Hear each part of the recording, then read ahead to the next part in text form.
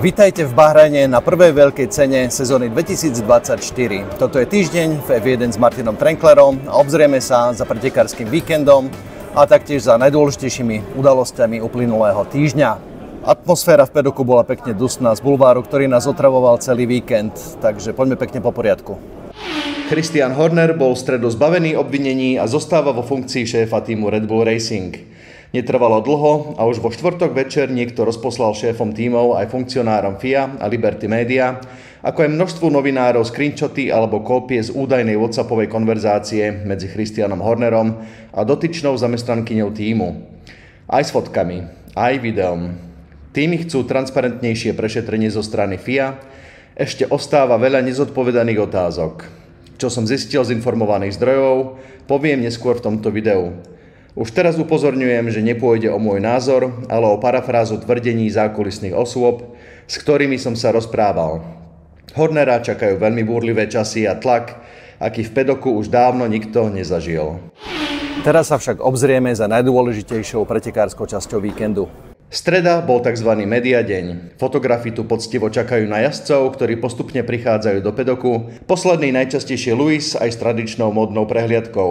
Carlos Sainz, ale aj Lewis a ďalší potom podpisovali množstvu detí všetko, čo im dali do ruky. Celkovo vládla uvoľnená atmosféra vo veľkorysom a krásnom zákulisí s palmami, ratanovými sloníkmi v životnej veľkosti a sympatickými domčekmi pre týmy. Celý pedok vrel už od stredy, či a kedy sa ukáže Christian Horner. K nemu sa ešte vrátim neskôr. Poďme na trať. Prvý formulový víkend odštartoval už vo štvrtok dvojicou voľných tréningov. Zmenený harmonogram súvisí s Ramadánom, ktorý sa začína nasledujúcu nedeľu. Tým pádom musela Saudská Arábia presunúť preteky na sobotu a následne kvôli pravidlám FIA musí v sobotu štartovať aj Bahrajn.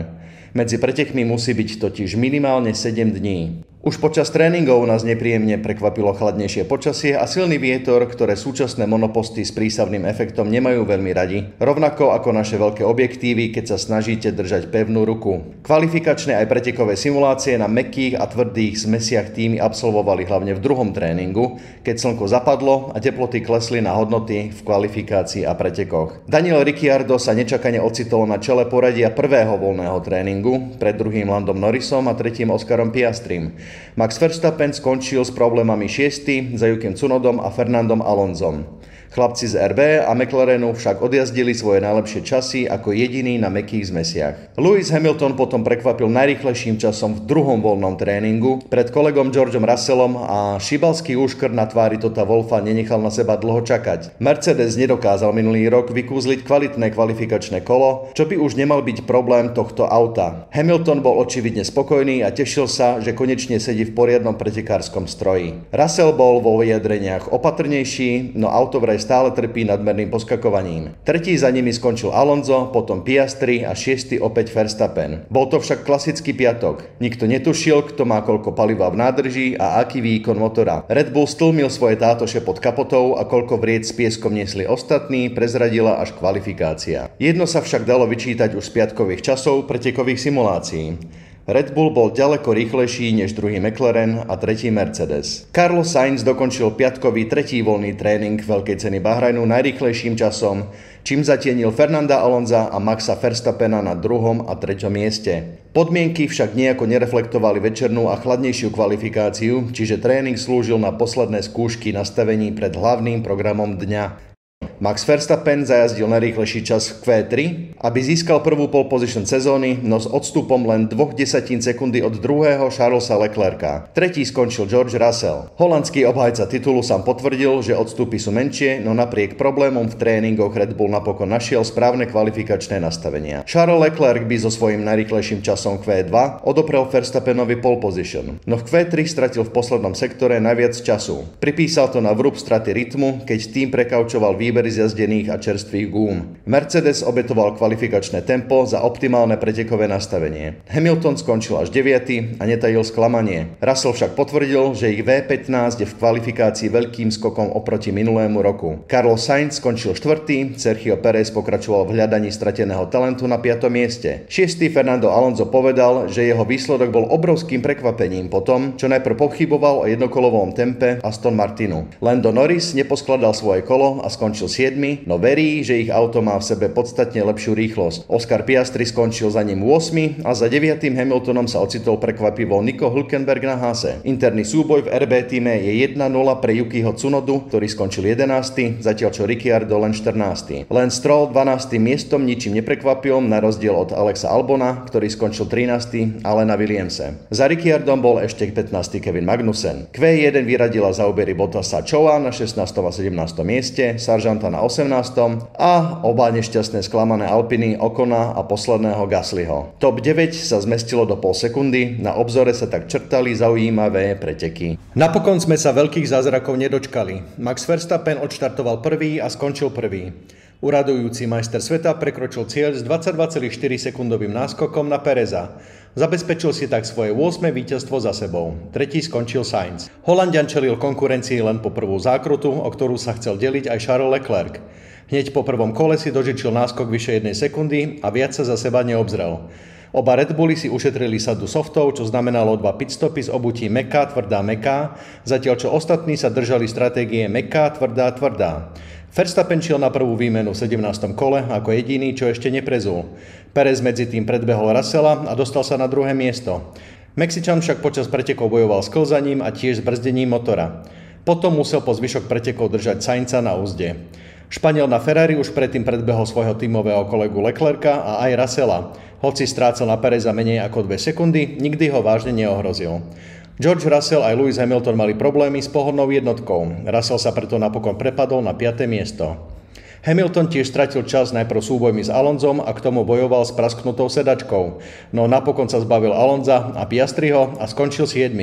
Lando Norris skončil 6., Piastri na druhom McLarene 8. Alonso počas pretekov sklzol na 9. priečku. Lance Stroll sa zotavil z kontaktu s Nickom Hülkenbergom v prvej zákrute po štarte a vďaka dobrej stratégii skončil 10. s 1 bodom. Zhou Guanyu sa snažil udržať za sebou Astony, no uspokojil sa aj s 11. priečkou. Kevin Magnussen si ubránil 12. miesto pred oboma monopostami RB. Tsunodu tým požiadal, aby pustil pred seba Ricciarda, ten však dánskeho Vikinga na Haase už nedobehol.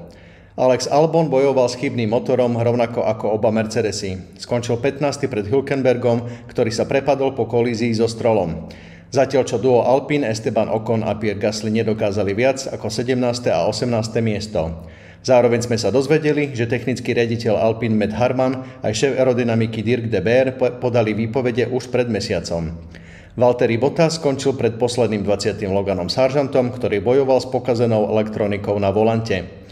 Red Bull teda jasne dominuje, no očakávam tesnejšie súboje medzi Ferrari, Mercedesom a McLarenom.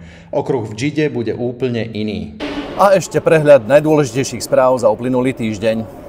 Lewis Hamilton hovorí, že v roku 2025 bude pokračovať vo svojom úsilí o rasovú, pohlavnú a inú diverzitu v tíme Ferrari potom, čo svoju politiku úspešne aplikoval v Mercedese. Dodal, že šlo o kľúčovú tému rozhovorov so šéfom Ferrari Johnom Elkannom pred podpisom zmluvy. Ferrari je z toho nadšené. Hamilton v roku 2021 založil charitu Mission 44, ktorá na podobné účely vyzbierala doteraz 11,2 milióna libier a sám Lewis prispieje postupne sumou 20 miliónov. Fernando Alonso verí, že má dobrú vyjednávaciu pozíciu pre budúci rok. Napriek jeho lojalnosti k Aston Martinu sa stále pošuškáva o prestupe do Mercedesu, kde by nahradil svojho starého nepriateľa Hamiltona.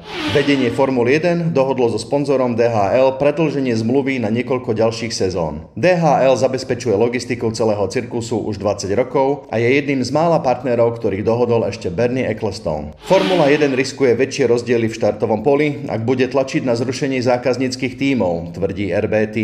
Napriek rozpočtovému stropu existuje medzi tímami stále veľká výkonnostná priepasť. To by sa podľa juniorského tímu Red Bullu ešte prehlbilo, ak by musel každý navrhovať a vyrábať všetky diely sám. Odporcom tejto myšlienky a bojovníkom proti B-čkovým tímom ostáva šéf McLarenov Zak Brown. RB zároveň odmietlo tvrdenia, že by sa mohlo premiestniť z talianskej Faenzy do Veľkej Británie, aj keď tam pripravuje nové vývojové zázemie v Milton Keynes v centrále Red Bull Racingu. K Brownovi sa tak trochu pridal aj politik Toto Wolff, ktorý chce, aby aj ovca ostala celá, aj Vlk City, aby všetkých 10 tímov bolo spokojných. Navrhuje zresetovať v tomto pravidlá pre rok 2026. Mercedes má značné zisky z predaja dielov a služby tímom ako Williams a Aston Martin. Chce, aby nezávislé tímy ako McLaren boli spokojné, no aby aj menšie tímy mohli profitovať z hotových technológií a aby ušetrili. Alessandro Alunni Bravi zo záoberu poprel tvrdenia, že by chcela Audi stiahnuť svoj vstup do F1 v roku 2026. Nemecká automobilka postupne preberá vedenie a továreň záoberu vo Švajčiarsku. Minulý rok však opustil Audi generálny riaditeľ Markus Duesmann ako kľúčový člen projektu. Hovorí sa, že jeho nástupca Gernot Dollner má k F1 vlažný prístup. Správy z Nemecka dokonca naznačujú, že by bol ochotný predať celý tým niekomu inému.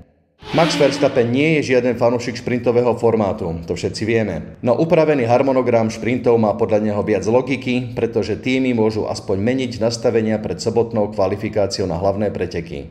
Daniel Ricciardo nedávno povedal, že jeho potenciálne miesto v Red Bull Racingu budúci rok je skôr cieľom než len myšlienkou, ktorá by ho mala v kuse zamestnávať. Jeho tímové súboje s Yukim Tsunodom vytiahnu z oboch pretekárov to najlepšie. Netreba však zabudnúť, že Sergio Pérez má komerčnú výhodu, keďže zisky Red Bullu, spoločnosti a týmu rastú vďaka Mexičanovi v Latinskej Amerike do rozprávkových čísel.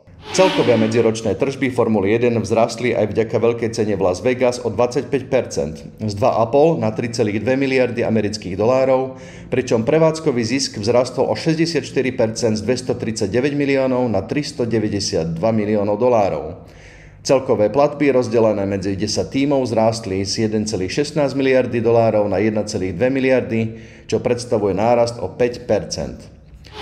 Šéf Formuly 1 Stefano Domenicali naznačil, že niektoré európske podujatia sa budú od roku 2026 striedať. Zandvoort, Spa, Imola, Monza a Monaco majú kontrakt len do budúceho roku. O rotácii sa debatuje už dlho, kandidáti na striedačku sú práve Belgicko a Holandsko. To by vytvorilo priestor pre ďalšie preteky, povráva sa o návrate Južnej Kórey. S európskymi organizátormi plánujú v blízkej dobe oznámiť niektoré plány. Domenicali zároveň potvrdil, že 24 pretekov v roku je optimálny počet, ktorý neplánujú meniť. Tak čo, priatelia, sedíte pohodlne? Môžeme ísť na to? Ešte teda tá kauza Horner. Mal som nachystané jedno video o celej kauze. No, celý deň som bojoval s tým, že či to zverejniť alebo nie. Napokon som sa rozhodol, že to nebude najlepší nápad. Aj vzhľadom na to, v akom svete žijeme a čo všetko by sa mi mohlo po prípade stať a nechcem to riskovať, nemám to zapotreby. Takže to trošku skrátim a poviem vám len to, čo povedať asi, dúfam, môžem. Aj vzhľadom na to, že nemám rád bulvár a chcem, aby sa Formula 1 čo najskôr vrátila tam, kam patrí. Čítal som tú údajnú WhatsAppovú komunikáciu, teda údajne medzi Hornerom a asistentkou osobnou. Paradoxne nikto nespochybňuje jej pravosť a Red Bull sa len vyjadril, že už k tomu viac nemajú čo povedať a chcú, aby sa pokračovalo ďalej v pretekaní. A celý víkend navyše sa hovorilo len o tej kauze, ako keby tie preteky boli vedľajšie. Horner prišiel s manželkou navyše dneska ruka v ruke, aj pod pódium v Park Ferme sa netvárili nejako nešťastne. Či hrajú divadielko, to nie je na mňa, aby som to hodnotil. Ale je to dobrý krok, dobrý ťah, to v každom prípade. Všetko, čo poviem, sú len dohady insiderov, ktoré som sa dozvedel, nie je to môj bezprostredný názor. Väčšina ľudí sa zhodne, že za všetkým je mocenský boj v tíme. Údajne na jednej strane je Horner s thajskou časťou Red Bullu, na druhej strane sú Rakúšania, rakúska časť firmy. Boj sa mal začať po smrti Dietricha Matešica pred 2 rokmi. V skratke, Horner sa vraj chcel zbaviť Helmuta Marka pekne postupne, pretože mal pocit, že už tam nepatrí. No Helmut Marko má veľmi dobré vzťahy práve s tou rakúskou časťou Red Bullu. Nechcem sa zároveň montovať do ďalších nejakých detailov, nenáleží mi to. Aj celý nešťastný WhatsApp s tým úzko súvisí. Je v tom údajne aj osobná pomsta, snaha dostať Hornera preč z týmu zo strany dôležitého človeka, ktorého nechcem menovať, a napriek tomu, že ho pozná každý. Zaujímavé je, že Horner s Markom vychádzajú celkom dobre medzi sebou a rovnako aj Max vychádza veľmi dobre so svojimi šéfmi. No, sú tam aj iní ľudia, ktorí veľmi úzko súvisia so životom aj Christiana Hornera. Viac povedať nemôžem ani nechcem. Nemyslím si, že sa to ale celé skončilo. Pre F1 však bude teraz najdôležitejšie vrátiť sa z bulvárnych strán späť na trať. Ďakujem za pozornosť, nezabudnite mi dať like, pridajte komentár, prihláste sa k odberu a vidíme sa už o pár dní zo Saúdskej Arábie.